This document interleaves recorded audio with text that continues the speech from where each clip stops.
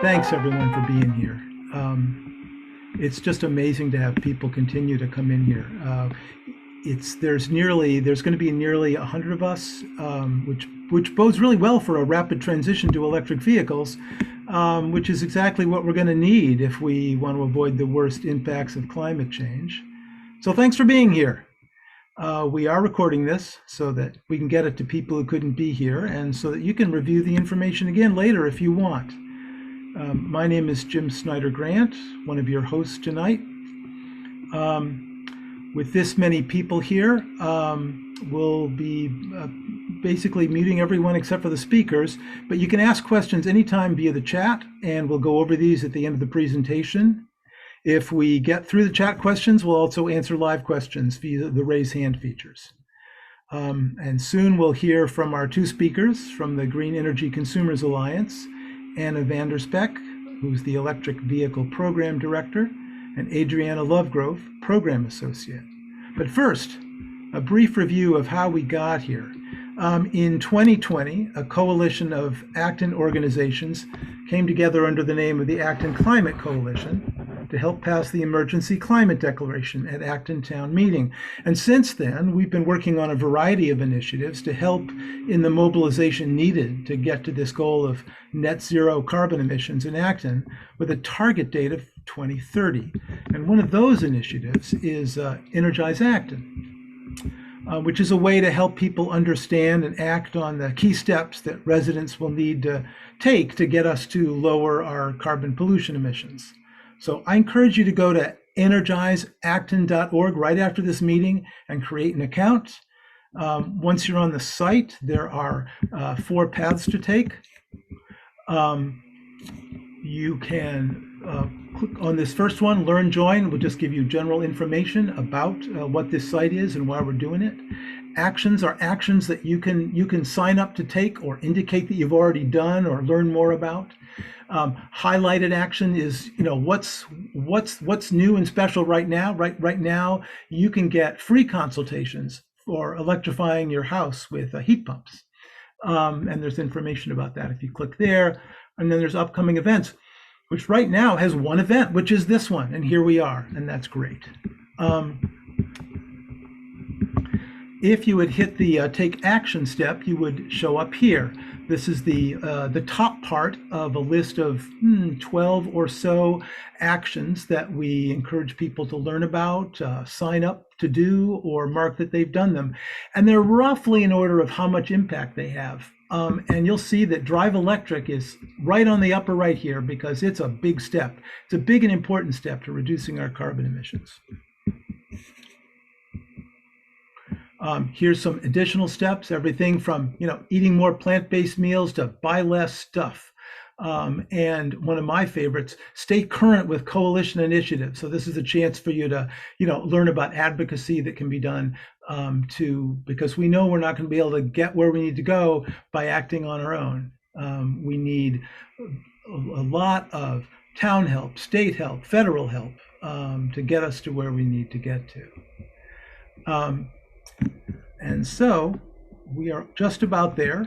Let me introduce our speakers. Anna Vanderspeck has worked with the Green Energy Consumers Alliance for over 6 years and now directs the EV program, which includes all aspects of EV education, their electric vehicle discount, buying and leasing program, grant writing, and partnering with other nonprofit organizations, including cooperating with out-of-state groups to expand the Drive Green model to New York and Virginia.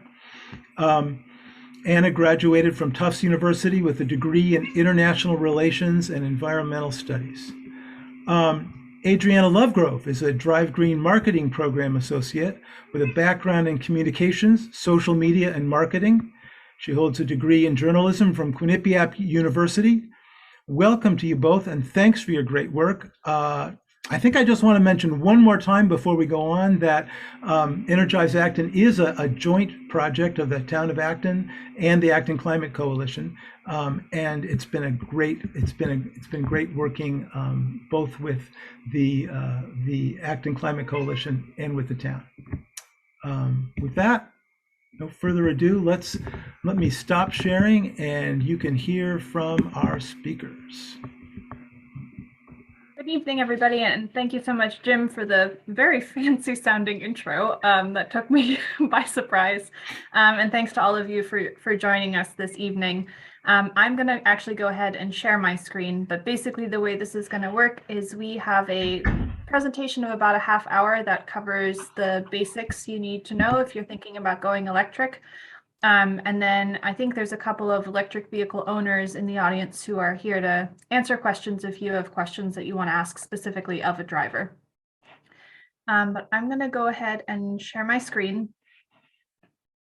and start.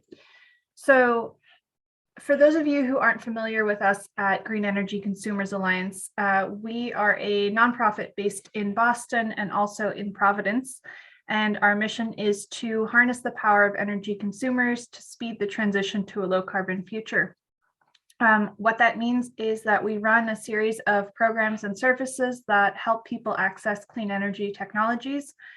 So we're here to talk about electric vehicles, of course, but we've got a renewable energy program, solar program. We've done work with cold climate air source heat pumps and efficiency. So we really span the gamut.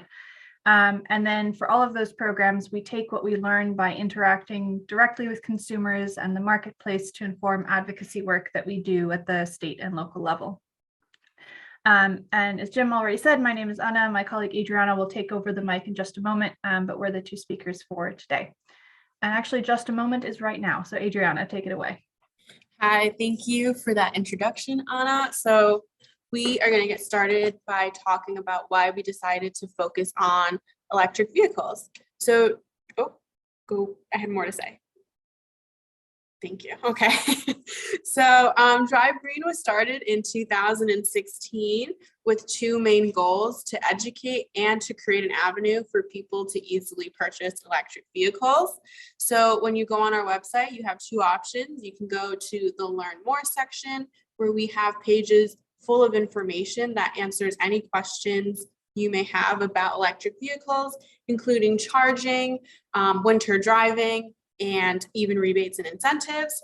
And then once you've decided that you've learned everything you can about electric vehicles and you're ready to purchase, we then have a shopping portal where you can choose between new cars and used cars. Normally, we would have negotiated discounts with dealers, but because of an inventory shortage right now, we only have pre-orders available, but we'll get into the website a little bit later and we'll take you through all of that at the end of the presentation. And then you can go to the next slide now. So our main goal is to reduce greenhouse gas emissions. So you can see here that a gas-powered car emits about 381 grams of CO2 emissions per mile in New England. Now, when you switch to a plug-in hybrid electric vehicle, which is an electric car with a backup gas tank, you cut that in half to 176 grams of CO2. And then when you decide, or if you decide to buy a fully electric car, you're cutting that down to 96 grams of CO2 per mile. So that cuts that down by 285 grams. So it makes a huge difference. And we at Green Energy Consumers have a green powered program where we match your electricity use with local green power. So if you sign on to become a green powered member with 100%, you're basically driving on no emissions. The reason we want to cut down on CO2 emissions is because it's the leading cause of climate change. Historically, electricity was the largest source of greenhouse gas emissions. But thanks to advances in energy efficiency and cleaner energy supply, it's no longer the case.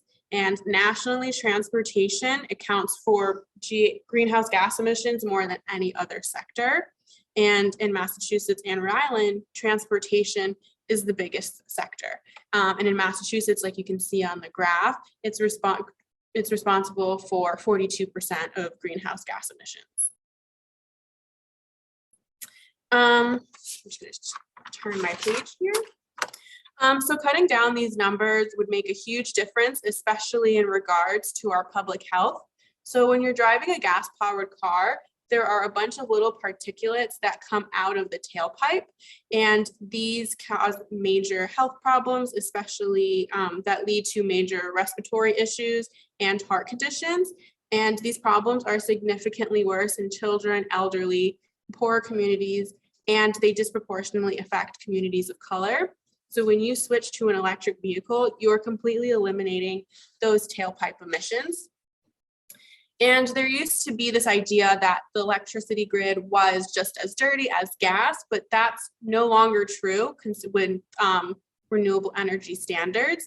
Each state has to follow these renewable energy standards, which would mean that the grid is getting cleaner every year. In Massachusetts, you have to increase their green energy supply 2% every year. And then climate change itself is a huge public health threat. And by electrifying our transportation, we could save New England $2.2 billion in avoided health costs by 2050, according to the American Lung Association. So the reasons that one of the reasons that EVs are cheaper and less polluting is because they are more efficient. And so when we're talking about efficiency, it basically just means the amount of energy the car is using to make it go. So gas-powered cars convert only about 17 to 21% of available energy in gasoline into motion, whereas electric vehicles efficiency is closer to 60 to 77%. And so if you look at the graph, my little camera is blocking everything. The Toyota RAV4 only gets about 25 miles per gallon, whereas the Chevy Bolt can get up to 119 miles per gallon electric. You can go to the next slide. And one of the greatest things about switching to an EV is the savings, especially in fuel cost. So the average New England driver will save 5.7 cents per mile, which is equal to $678 a year, or over $56 a month. And then that little picture there on the side shows the difference in the gas price and the electric gallon price as of today. And so it shows that it's cheaper to drive a mile on electricity than it is to drive a mile in gasoline. And the good thing too is that electricity prices tend to not fluctuate as much as gas prices do. And you will see your electricity costs go up, but your gas prices will go down by more. And so if you look at this graph, you'll see the difference in fuel costs between an EV and a gas car. The annual fuel costs of an EV are between $500 to $850, and as compared to a gas car that will spend about $1,000 to $5,000 a year. And you'll also see a ton of savings in your maintenance cars. There's a lot less moving parts in an EV compared to a combustion engine. So you'll need to still get your tires rotated and your fluids checked, like your windshield wipers, but you won't have to do any more oil changes. And the good thing about the battery is that they're really built to last a lifetime, but the car does, or the battery usually does come with an 8-year and 100,000 mile warranty as well. And the cars tend to come with regenerative braking, which means that when you take your foot off of the accelerator, your car slows down significantly. So you're also saving your brakes as well. If you do choose to go with a plug-in hybrid, like we talked about earlier, it has a backup gas tank. You will still have to get the regular repairs and maintenance that a regular gas-powered car would have because it has the engine still. You can go to the next slide. And then this is just a little bit more granular of the savings that you'll have. And so you can see that from switching from an ICE car to a battery electric car, you're basically completely eliminating that little red bar on the top there. And then when it comes to ownership savings, every EV beats its gas counterpart. This graph shows the lifetime savings of EVs compared to their gas counterpart.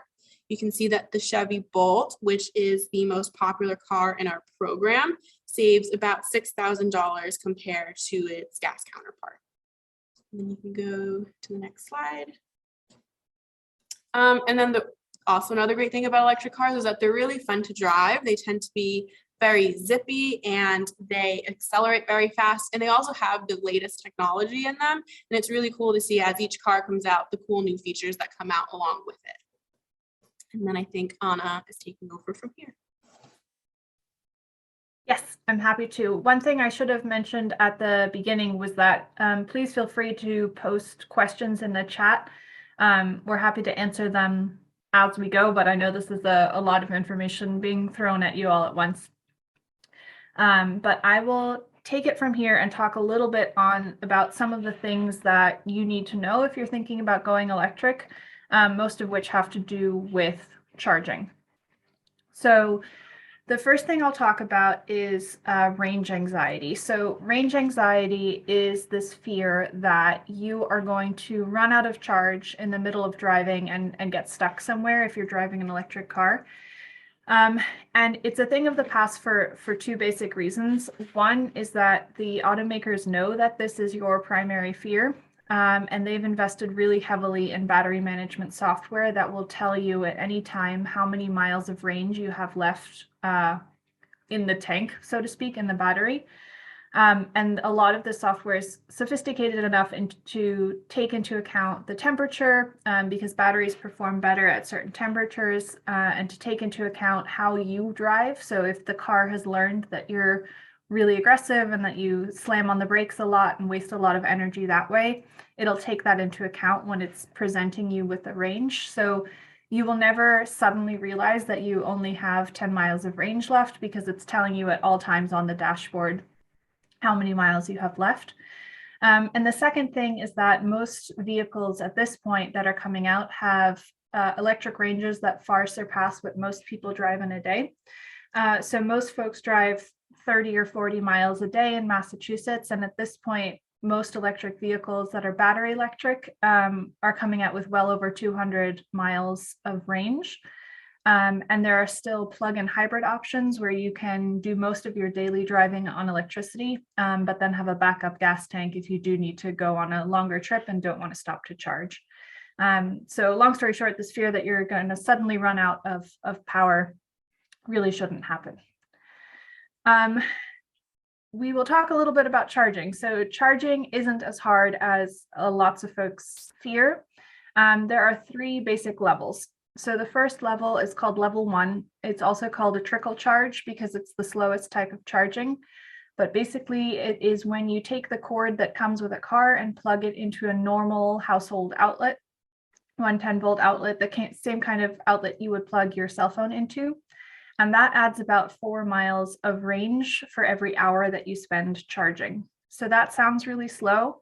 But a lot of people actually find that it is enough for them. If you, for example, drive about 40 miles a day and have the ability to charge at home overnight, if you plug in for 10 hours at a level 1 charge, that will replenish the 40 miles that you drove in a day. So we would just encourage you not to dismiss level 1 straight off the bat because it's the slowest, because it does work for a lot of people. The next step up is called level 2. It uses a 220-volt outlet, which is the same kind of outlet you might have for an electric dryer or a washing machine. It adds somewhere between 11 and really 30 miles of range per hour spent charging. The number depends on what kind of car you have and what kind of charger you have. But this is the kind of charging you might see at a library parking lot or a mall parking lot, or basically if you're noticing an electric vehicle charging station at a business or something, it's probably a level 2 charging station, but it's also something that you can install at home, and we'll talk about how to do that in a moment. And then finally, the third level is called DC fast charging.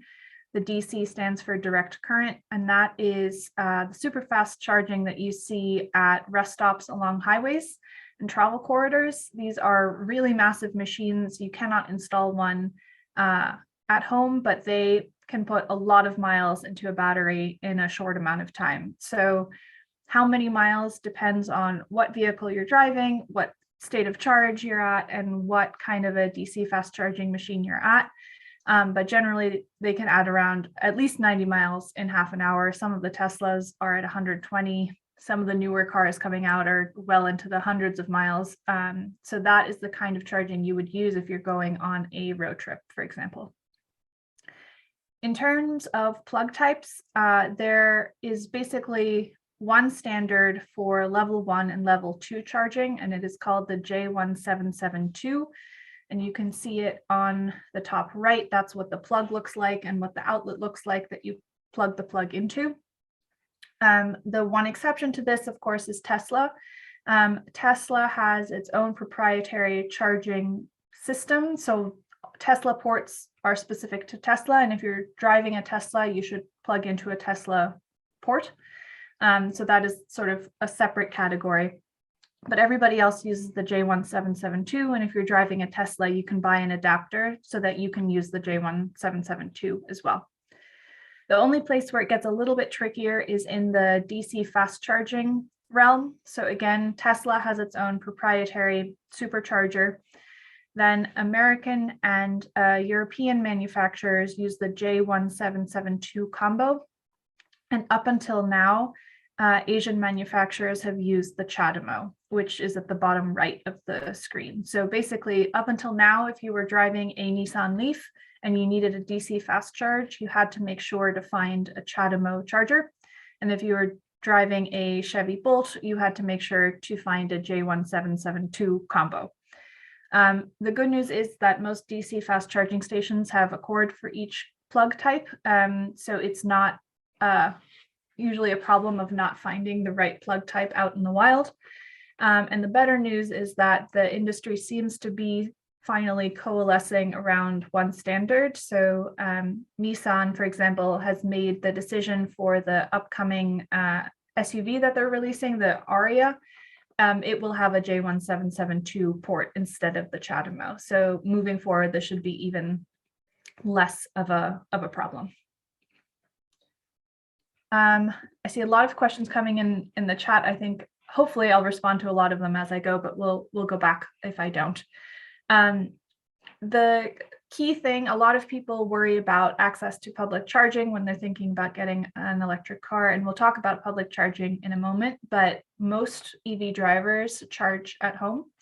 And as I mentioned, you can either plug into a wall socket for level 1 charging, or you can purchase a level 2 unit online or at a home improvement store and then have an electrician hook it up to a 220 line.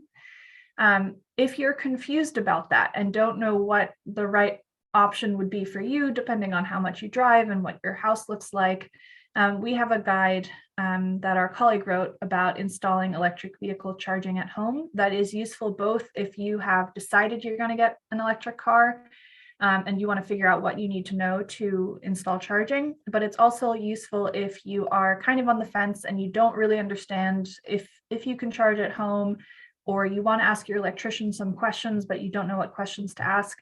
That guide exists for that purpose. So I would definitely encourage you to check it out.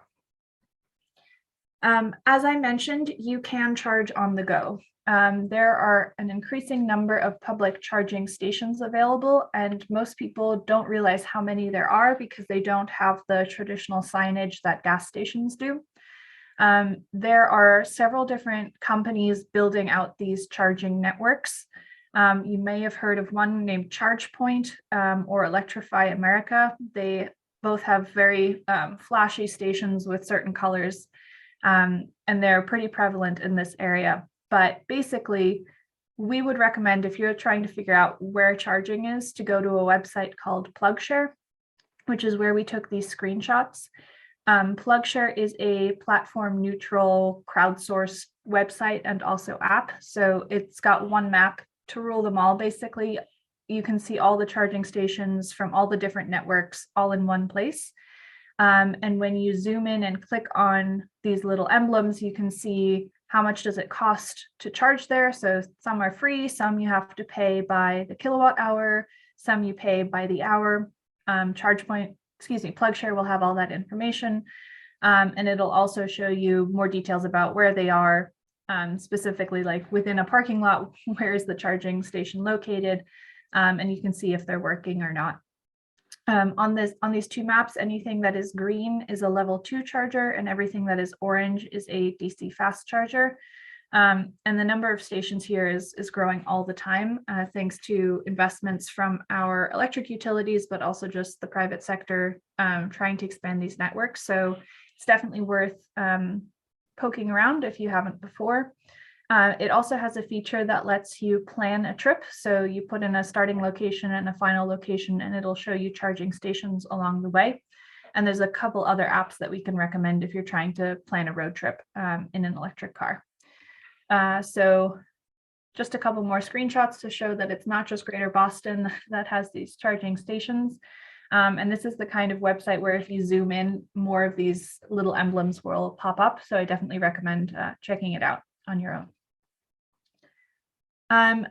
We recognize that lots of people do not live in single family homes, and how to provide charging to folks who rent or live in condos is definitely a thorny issue that still needs some smoothing out in the next couple of years. For now, we have prepared a couple of resources that can help both property owners and tenants make the case for installing charging at their condos or apartments. So we have information there about the benefits, how it all gets paid for, what incentives and programs are available, and basically help folks who are interested in an electric car get the ball rolling on getting charging available at a multi-unit dwelling. So both of those guides are on our website, and we'll share these slides afterwards as well. Finally, we'll talk a little bit about the incentives that are available. So the first thing you should know is that there's a federal tax credit for electric vehicles. It is up to $7,500, and I say up to for a couple of different reasons. The first is that it depends on the battery size of the vehicle. So if you get an all-electric vehicle that has a big old battery, it'll qualify for the full $7,500.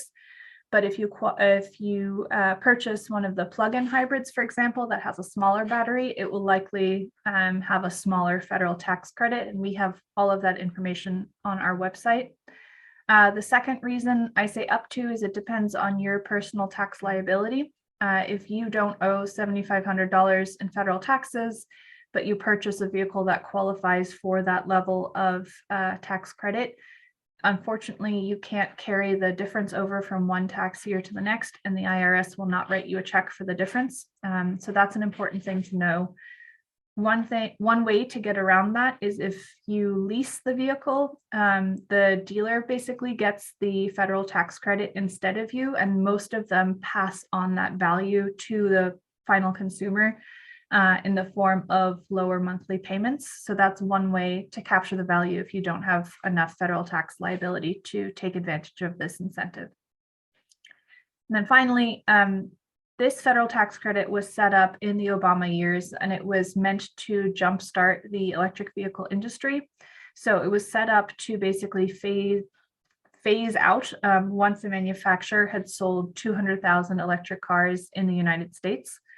So far, the only manufacturers that have done that are General Motors and Tesla. So if you buy a Chevy or a Tesla vehicle at this point, there is no federal tax credit, but for all of the other manufacturers, there still is. One massive caveat here is that Build Back Better, the latest version, was going to change this up a lot. There were plans to increase the federal tax credit, bring it back for the manufacturers for whom it had phased out, put certain adders on it. So if it was a vehicle produced in the United States by union labor, it was a higher federal tax credit than if it weren't. Of course, all of that is up in the air again. So we'll see what comes through, if anything, in the next couple of weeks and months. But this is the way it stands at the moment. In Massachusetts, we have a state rebate program called More EV that basically works on top of the federal tax credit. So if you purchase or lease an electric vehicle for at least 36 months, you can go to this website, moreev.org, and fill out an application for an incentive. And basically, if you are purchasing a battery electric vehicle, as long as it has a final sales price under $50,000, then you qualify for a $2,500 rebate. And if you get a plug-in hybrid, as long as it has 25 miles of electric range and is also under that $50,000 final sales limit, then you qualify for a $1,500 rebate. And the way that works is you basically fill out this application with proof that you've acquired an electric car, and then the state sends you a check in the mail sometime in the next couple of weeks. So that $2,500, for example, you can stack right on top of the $7,500 to bring the upfront cost of an electric car down by $10,000. Then finally, we run this program called Drive Green, which we'll show you shortly. But basically, we have built up a network of dealers who in normal times offer fixed discounts on electric cars to folks who come through our program. So the dealer benefits because we're sending them leads who have already asked us all the questions that there are to ask about charging and incentives and all that. And our members and participants benefit by getting connected with a dealer that knows what they're talking about and has a fixed price. As Adriana mentioned at the top of this presentation, the car market is insane right now, so we don't have any discounts to offer, but we can still connect you with dealers who will help you get an electric car. So I think that actually brings us to basically the last bit of this presentation, which is we're just going to show you our program website so that you can see a little bit in real time what it looks like. So Adriana, can you nod? You can see my screen still, right? The website? Okay, thank you. So this is our Drive Green website. The first thing I just want to highlight real quick is that we just covered a lot of information very quickly, but if you want to come to learn more, you can learn more about. I can't see the website. I can still see the slideshow. Right. Oh, okay. That is weird. Let me try again. I'm glad you stopped me. How's this? Okay. Starting over, this is the website. The first thing I want to point out is the Learn More button. So if you want to reread basically what we just explained about charging or understand the public health benefits, all of that information is here for you to peruse at your leisure. If you have questions, you can always email us or call us or chat with us. We're happy to answer any questions you might have. But the main tool that we want to show you is the actual purchase tool. So we have this shopping portal, yes, where you can come in and basically say, okay, am I interested in a new car or a pre-owned car? I'll start with new, and then Adriana can explain the used car portal. But basically, for every vehicle that is generally available in New England, we have a card where we share key information, like is it a battery electric vehicle or a plug-in hybrid? What's the range? What's the efficiency? What's the federal tax credit, state rebate, all of that. And you can come here and compare and contrast the different vehicles and then select them once you've made your choice about which cars you're interested in. You can then learn more about the different trim levels, basically all of the different packages that are available. And then in normal times, you would see really cool deals here. But right now what you see is a pre-order form to put you in touch with dealerships that we know will treat you well, and specifically the salespeople within that dealership who are the EV specialists and can answer your questions. So you can come here, check off a dealership, and then complete the sign-up form. And what that does is we will basically email your contact information to the dealership and say, this is a new customer through the Drive Green program. They're interested in this car. You take it from here. And you'll get an email saying, you signed up for these 3 cars at these 4 dealerships. Here are the salespeople you should ask for. And then from there, you can work directly with the dealership, but we're still here as a resource if you run into any trouble. And hopefully you won't, and hopefully you'll get into an electric car easier than you would have otherwise. I will go back. I just pressed the wrong button. And Adriana can explain the used car section. Yeah, so the used car section is actually a really cool tool that helps you compare different models of older electric vehicles by their model, their make, and then specifically their years. So we've grouped each year by their electric range so that it's easier to compare pricing between makes. And I don't think there's any other tool that we know of that's similar to this. And so what you can do is you can always go into that little filter right there on the side and select a full battery electric vehicle, 100 miles or more, and then price low to high. And then you can use that as a baseline when you're looking for used vehicles that are on the market. And then if you go to the top right there, it'll show you exactly how to use this tool right there. I also want to note that buying a used electric car is a little bit different from buying a used gas-powered car. So we have a page of sort of what you need to know if you're thinking about doing that in terms of how to check that the battery is okay, what questions you should ask that you wouldn't otherwise ask.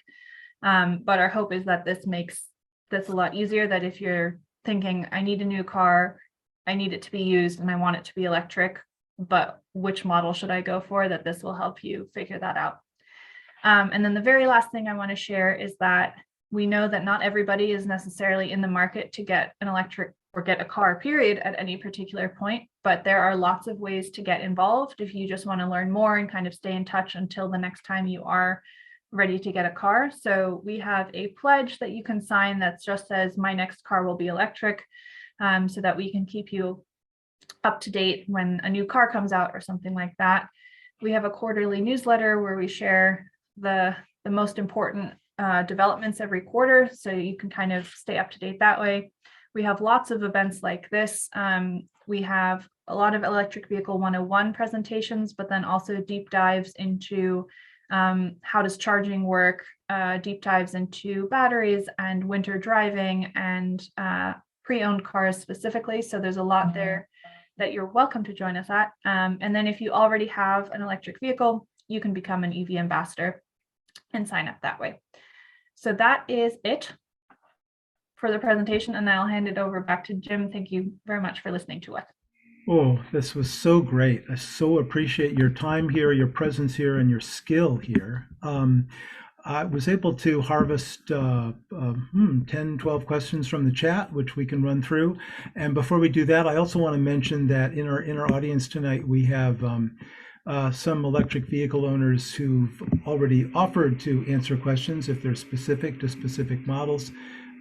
Deborah Symes, who owns a Bolt, Paul Reichberg, who operates a Tesla and a Leaf, and Jude Ernstein, who not only owns a Bolt, but uses a trickle charge at home in case people have questions about the practicality or the reasonableness of not having to have a extra charger at home and just plugging right into your outlet.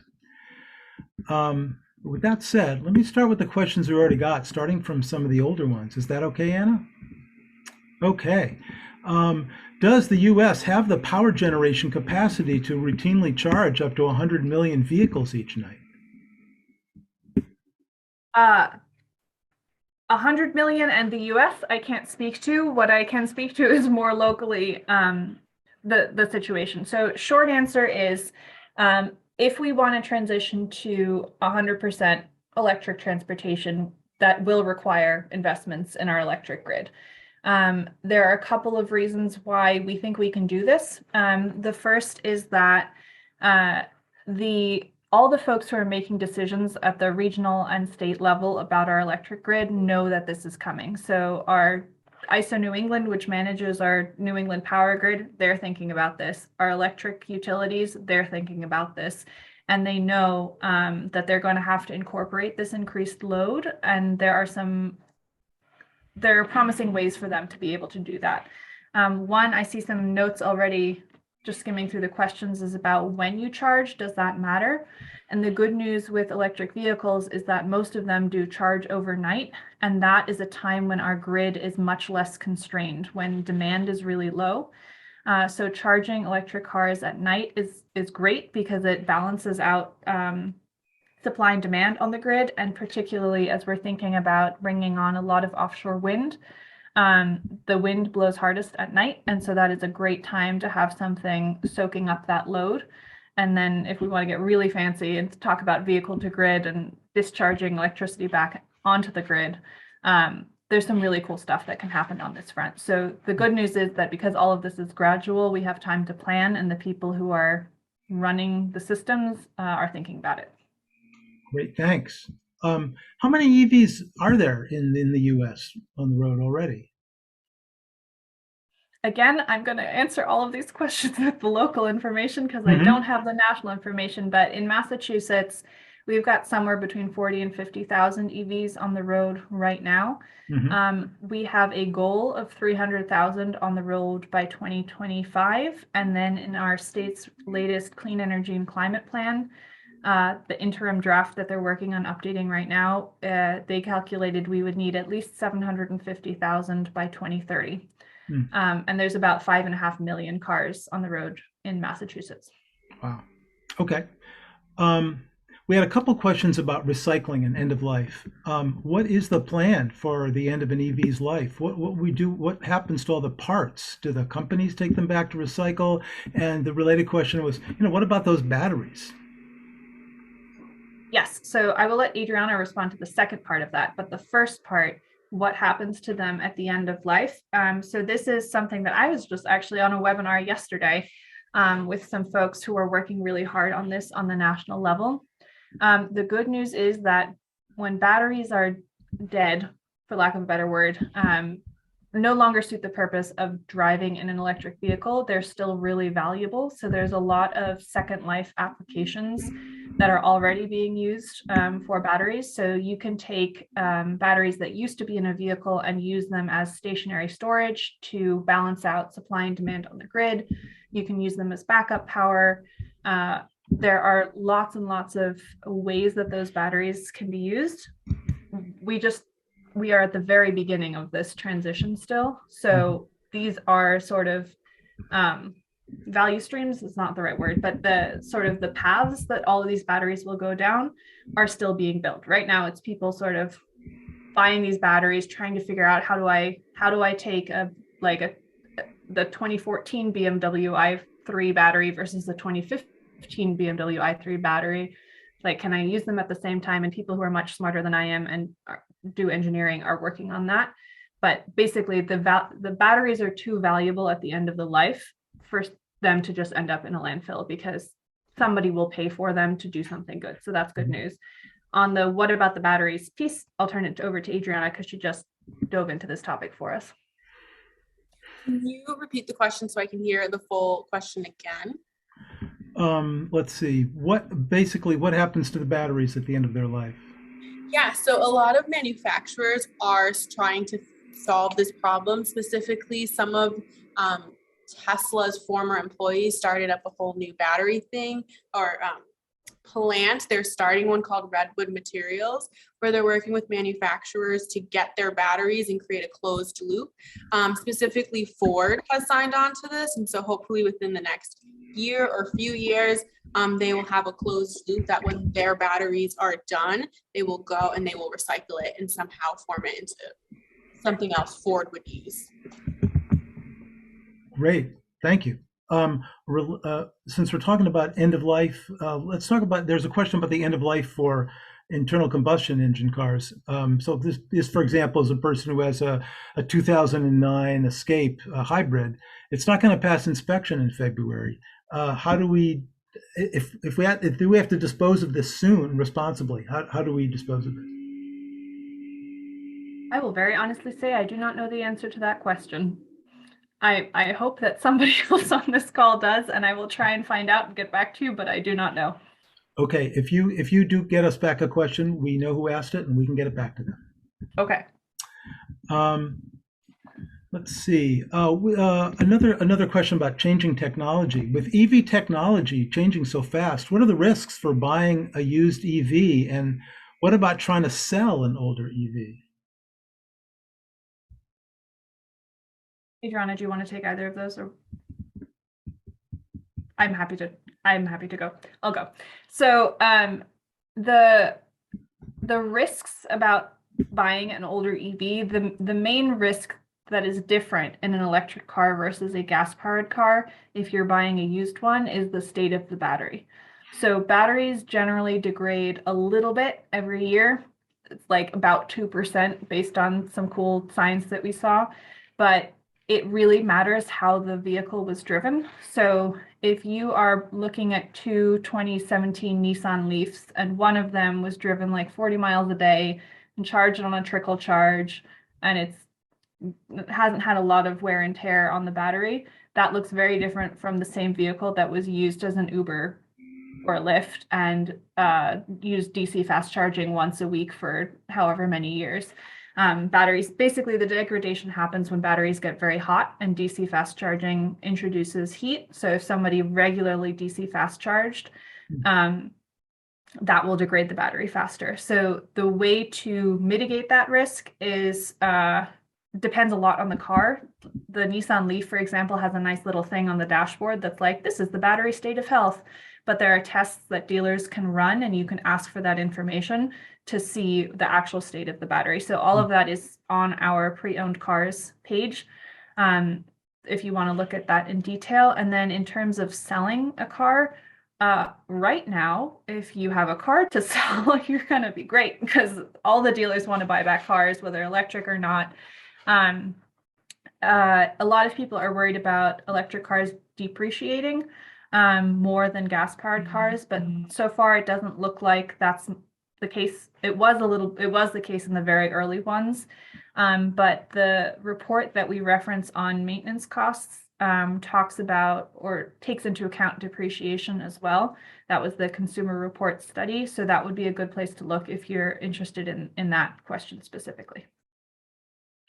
Since you mentioned fast charging, there was a question here about the costs of fast charging. How does that impact the overall cost of operating the vehicle? Are fast chargers typically more expensive than the level 2 chargers? How does the charging for electricity work and with these different kinds of chargers? DC fast charging is generally more expensive than level 1 and level 2 charging, and the reason for that is that you're paying for the convenience of the speed.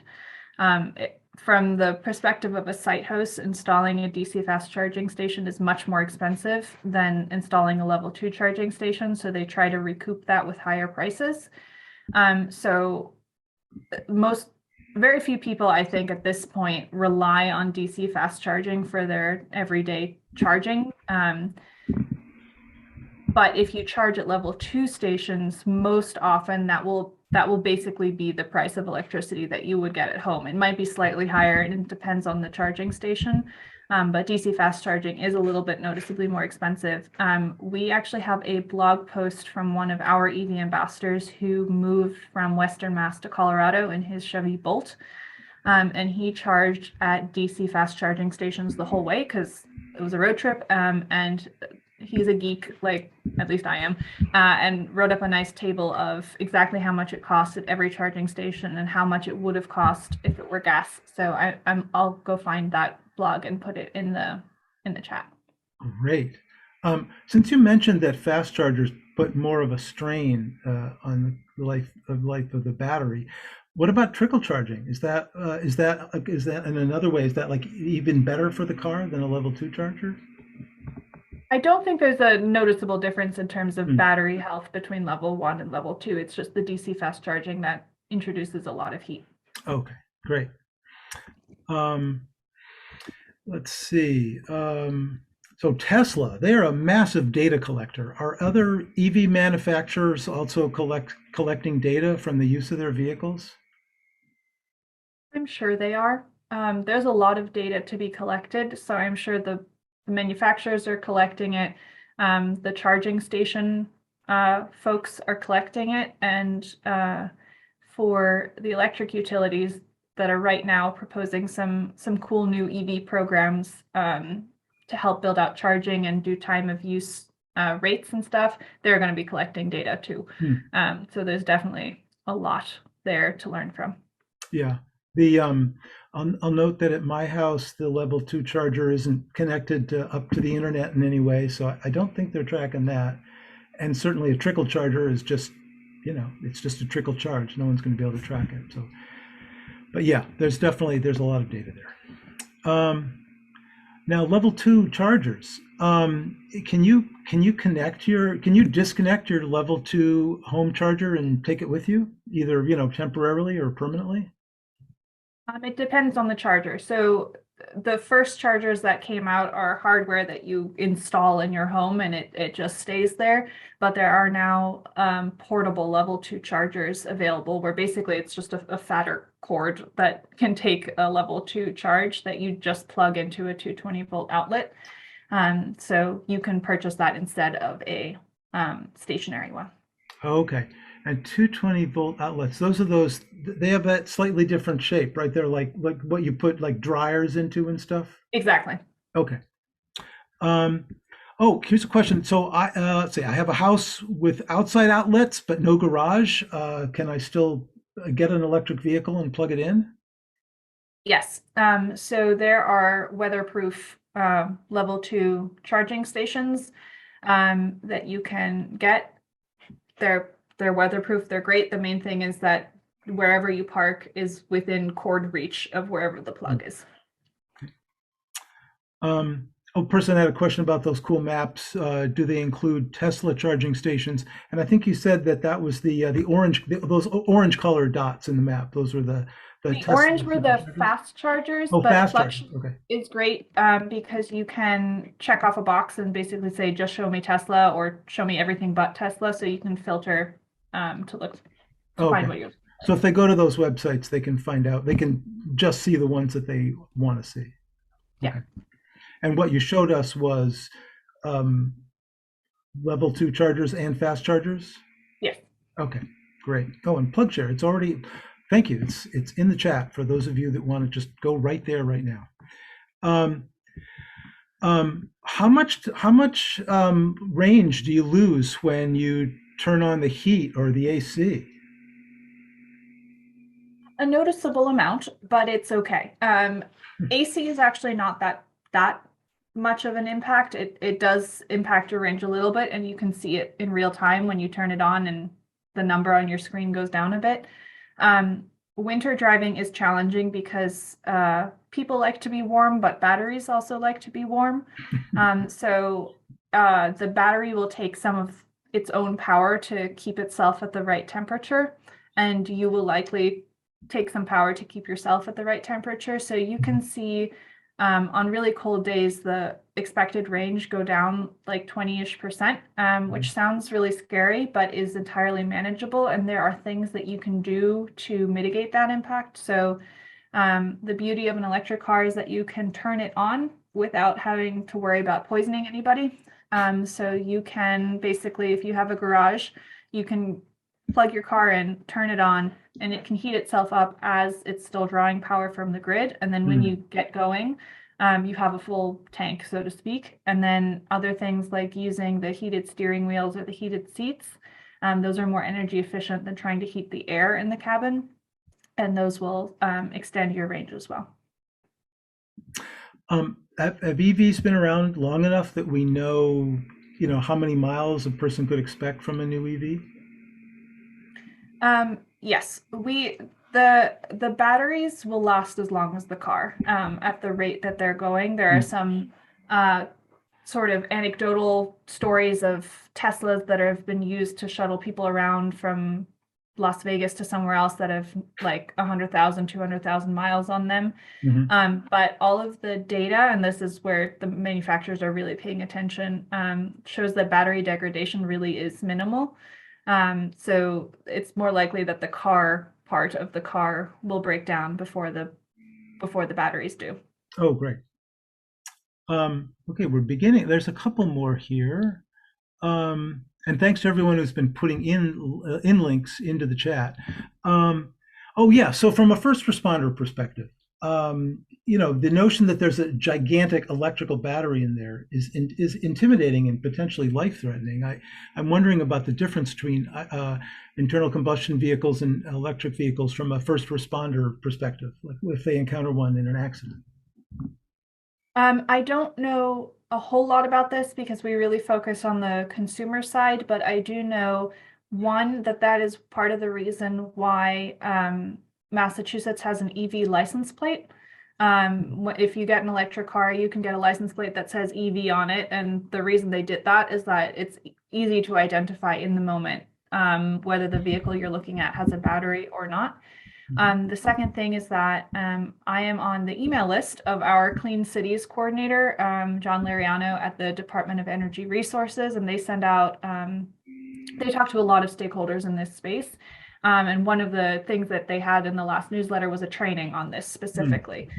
So people are thinking about it. I think it's just more folks on the engineering and like manufacturing side than the consumer education side, which is where we live. Great. Are insurance rates different from EVs to? No. Okay. No. And now we have a request to hear from Paul Reichberg, who owns two different kinds of EVs, and whether he has any perspective on the difference between the Leaf and the Tesla.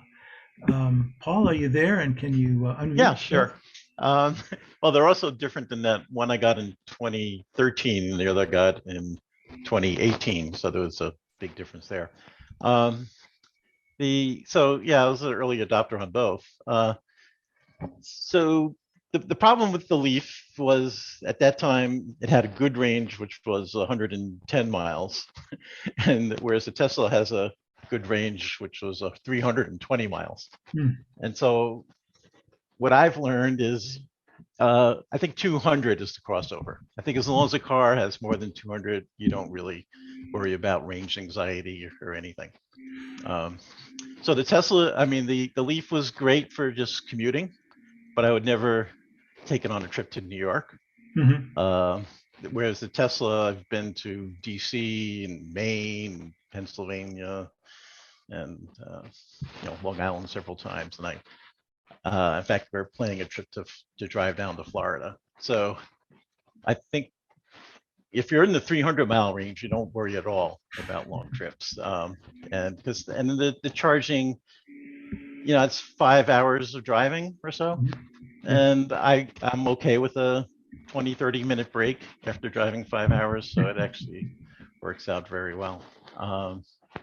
The other thing, Nissan made a mistake in the beginning. They didn't manage the temperature of their batteries, and so they were susceptible to really hot conditions and really cold conditions, and so it's degraded. I only get 80 miles now out of it over those years, whereas Tesla heats and air conditions their battery, has a very sophisticated temperature management, and so there's no degradation at all. So that's a difference. Now Nissan's gotten better, but it's still, yeah. But anyway, so I think the key lesson though is you want over 200 miles, and almost all cars have that now, unless you're just planning on a car just to commute, and then it's fine. I mean, the reality is, I guess, part of this, the whole range anxiety issue. While I have the floor, let me address it, because I realized, I've done over 100,000 miles between the two cars, and really never once came close to running out. Whereas in my lifetime, I've run out of gas several times. And I asked myself about that, and I realized that, we all have at some time had anxiety with a gas car. And then we project what it must be like in an electric car, knowing, or at least visually, we don't see the gas stations everywhere. And so we suspect it's going to be much worse. But the reality is, as I said, you really do all your charging at home or at work or at a grocery store. And it's very rare, except you're going on a long trip, that you're really worried about these things. And I was just looking at the numbers. There's over 4,000 public charging spaces in Massachusetts, and their average distance is 8 miles apart. So they're actually a lot more than people realize. Thanks, Paul. That's great. As long as we're hearing from folks that volunteered to say something, I'd be curious to hear from Jude, who's chosen not to get a level 2 charger at home, is trickle charging her car. And how's that working out, Jude? Yeah, so I have a Bolt, and I sort of assumed I would get a charger. I got it in April of 2019, And, so it wasn't cold really. Plugged it in. And then there was also, it's like 8 amps or 12 amps, and you can put it up to 12. There was nothing else on that circuit. It's in my garage. So I put up to 12 amps. I don't know how much faster that really fills it. If anyone knows, that'd be cool. But I live in Acton. I go to Cambridge. At one point I was going in 5 days a week. And so it's about 25 miles in and out. I did stop at Walden occasionally where there's a free charger, but it's never been a problem. It's kind of, I'm still sort of shocked. But I'm not going in as often right now. And so, if I take little trips around town, it's easy to top it back off overnight. So it's really not been a problem. And I was going to mention, with Paul talked about range anxiety, I have taken it on longer trips. And the first time I did it, I went up to Vermont by way of New Hampshire, where there's not a lot of EV infrastructure. And I got where I was going, and I didn't know about CHAdeMO.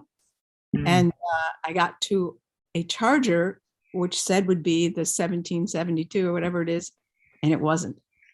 So that was a bit of a rough moment. But I also had in my car, someone pointed out, I have my charger, I take it off the wall, I put it in my car plus an extension cord. So if worst came to worst, I could go to some house and say, hey, can I plug in for a while? So, it is sort of an interesting thing. You actually plug in anywhere. So. Thanks, Jude. I see by the comments here that, after Paul spoke about the Leaf being not as awesome as the Tesla, that in the defense, as the Leaf cheaper. As Leafs have continued to evolve, they've fixed their temperature management problem for more recent models, and they now have over 200 miles per charge. But I think in general, what that means is, as the technology gets more recent, it gets better. And I think that also answers the question about the safety features. The newer cars have really awesome safety features, both the internal combustion cars and the electric cars. So, you'll see all that cool, it tells you when there's cars on either side. It'll tell you when you're crossing over the midline and all that. It's newer cars are quite remarkable these days.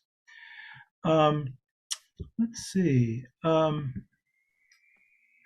I'm wondering if there's any questions that people that didn't want to type stuff in, that just want to raise their hand as we get to the end of our time. Yes, Deborah Symes has raised her hand. Why don't you go ahead, Deborah?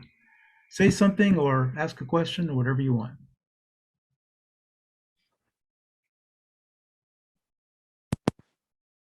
Whoops! Now Deborah, you're. I at least can't hear you. Yeah, you may still be muted. I'm not. Oh, Okay, but now I we got can that. hear you. Can you hear me now? Yes. Cool. A couple of quick things. I drive my 2017 Bolt, excuse me. And there are two things I want to particularly to highlight. One is three, actually, I lied. One is that driver behavior really does influence the kind of mileage you get.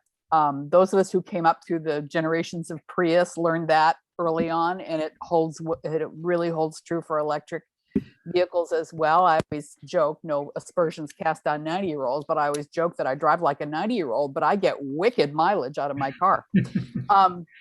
The other thing is, I learned this the hard way earlier. The advantages of regenerative braking were mentioned, and that's absolutely true. But as some of you know, I drove my Bolt in low all the time, virtually never used my brakes, and then my rotors rusted out because I was never using my brakes. So pro tip, use your brakes occasionally. And the last thing I want to say simply is, and I think this was somewhere in one of the slides, that the maintenance on EVs is shockingly nothing.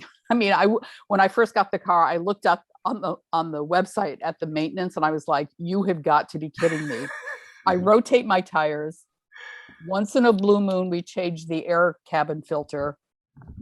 Kind of the end. I mean, they're like, at 50,000 miles, you do something else, but it's remarkably minimal. And that was really exciting to me. Thank you. Well, in terms of the ease and the savings of money, I mean, basically, if you don't have, a vehicle where you bring in a liquid and explode it, that at really high temperatures and high pressures, things just get a lot simpler.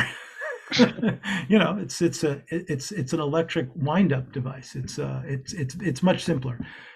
Doesn't have as many moving parts. Yeah, actually, that brings up the something that people don't realize because people hear about electric car fires.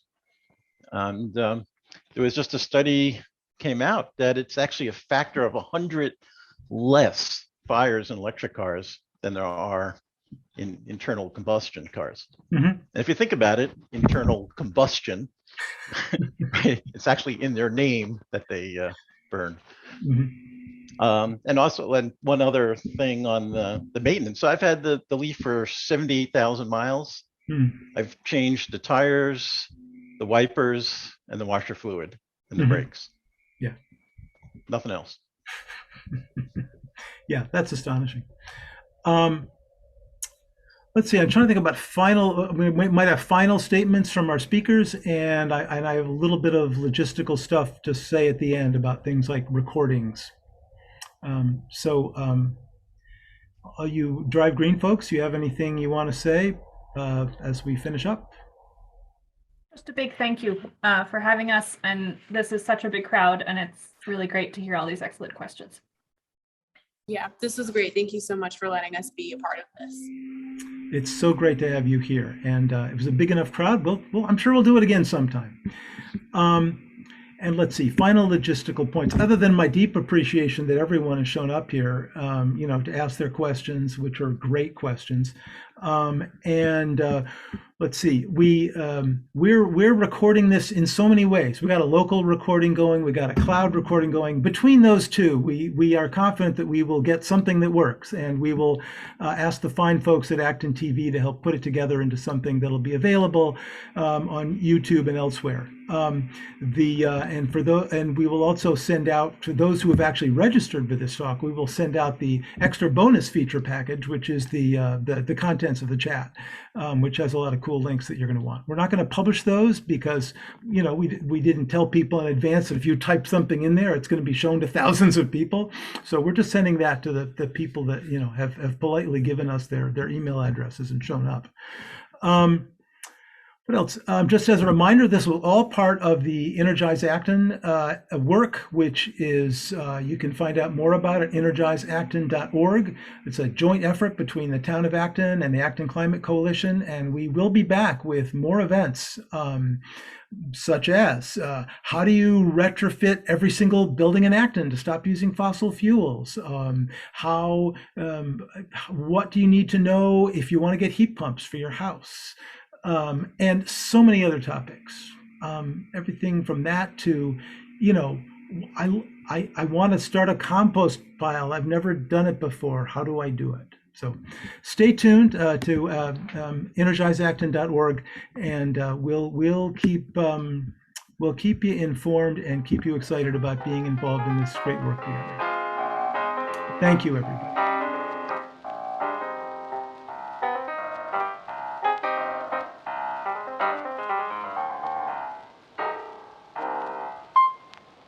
I used Drive Green when I bought my car, and it was an excellent experience. It really was very, very helpful.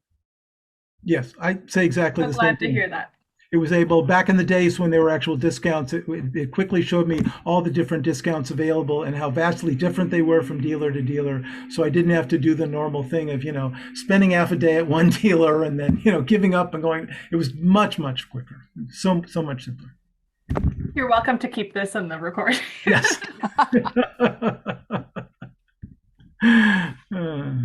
Would you like us to stick around a little longer, or I'm not sure if you want to do any debriefing? This is now being Sure, recorded. that'd be great. Yeah, we're down to 3 different people named Jude Ehrenstein and another 15 people. That's because Jude rescued all these people and from the other Zoom chat and handed them her specialized link, so they all came in as Jude Ehrenstein. Oh. So we're not exactly sure who they are, but I'm sure they're all fine people. Karen, how do you think that went? I think it was just amazing, really wonderful. Yeah, I don't think that the other link was from that, that first change, Jim. I think it was,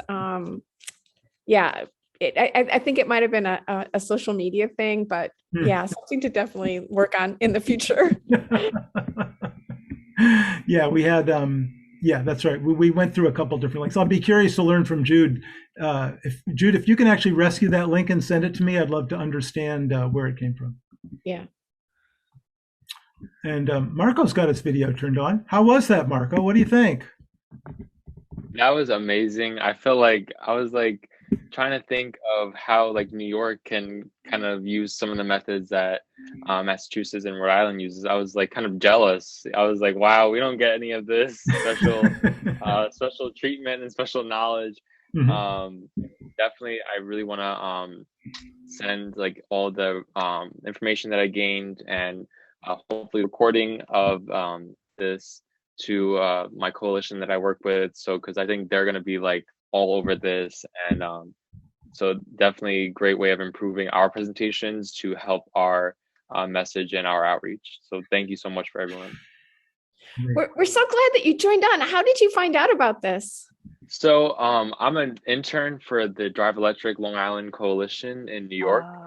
And we do our own EV 101 events as well.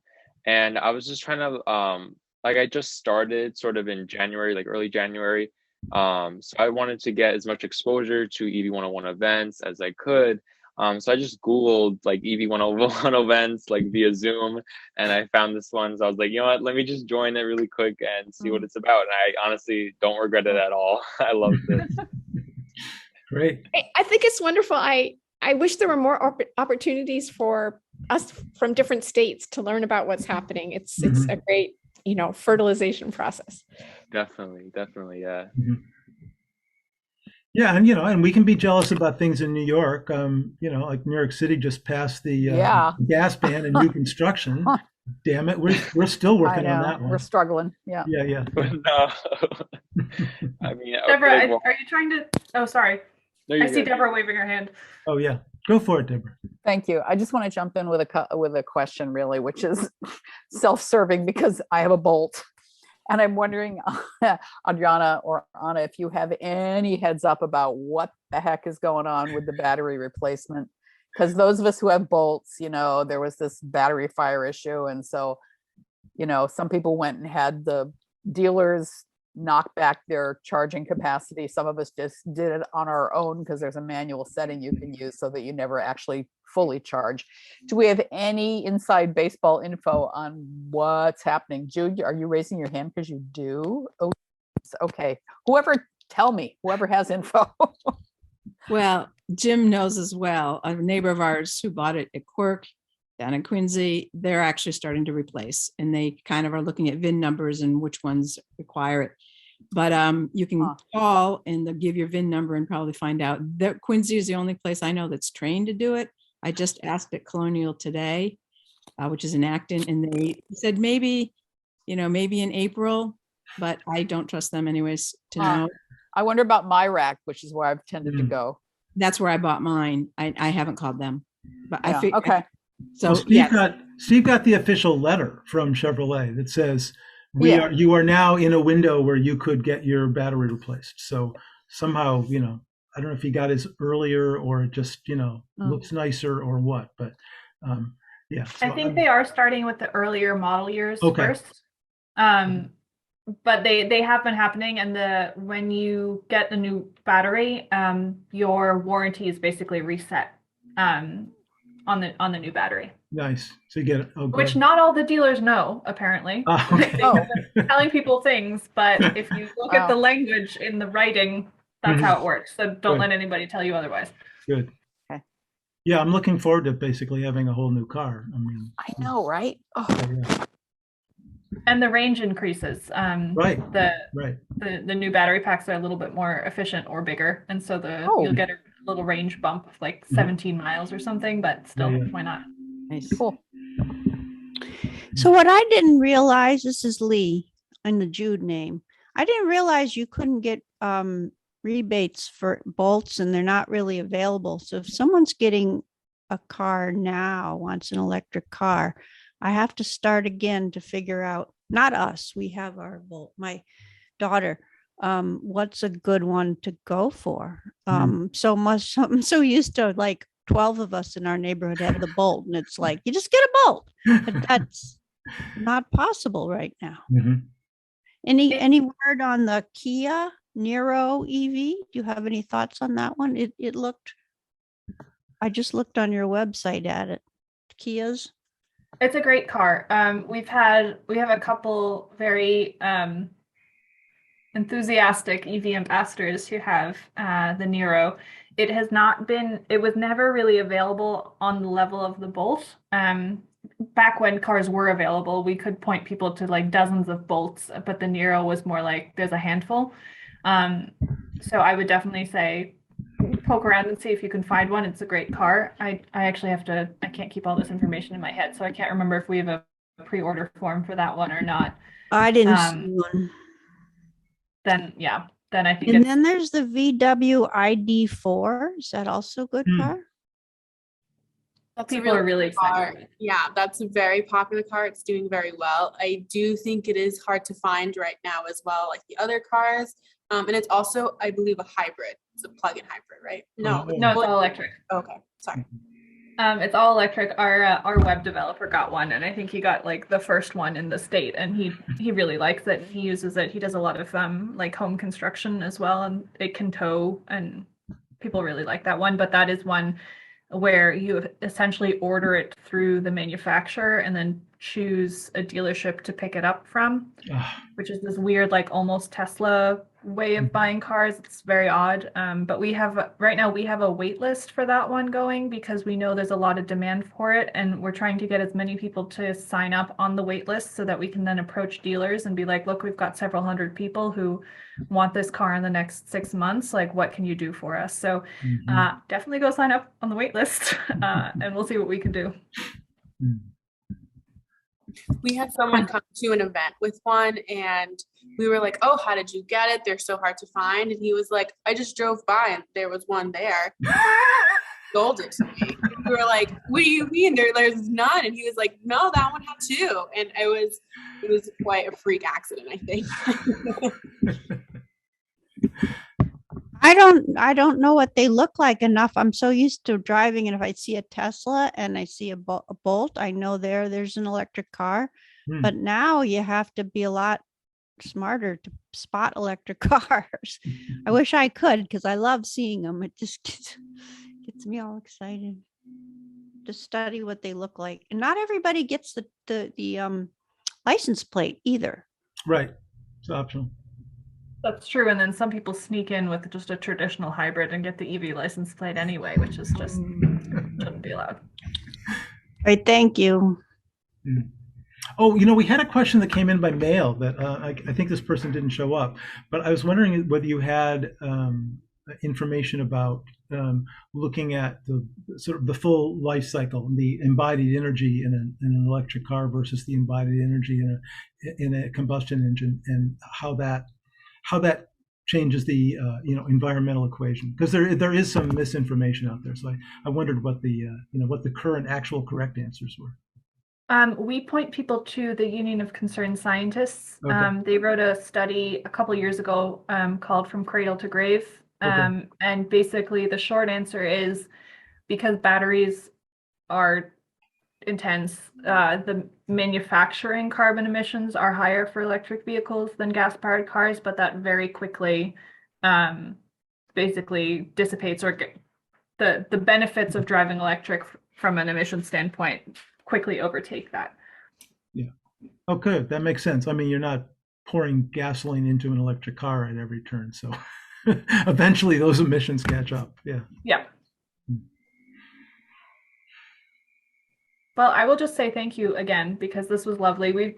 I will also say we've done a lot of like community presentations like this where the organizers are like, we're going to try and get a lot of people out, and then we get there and it's like 4 people or 11 people, and that's fine, because 11 people who are really engaged is awesome. But you have blown every other experience like this out of the park with the number of people you got. Yay. Wow.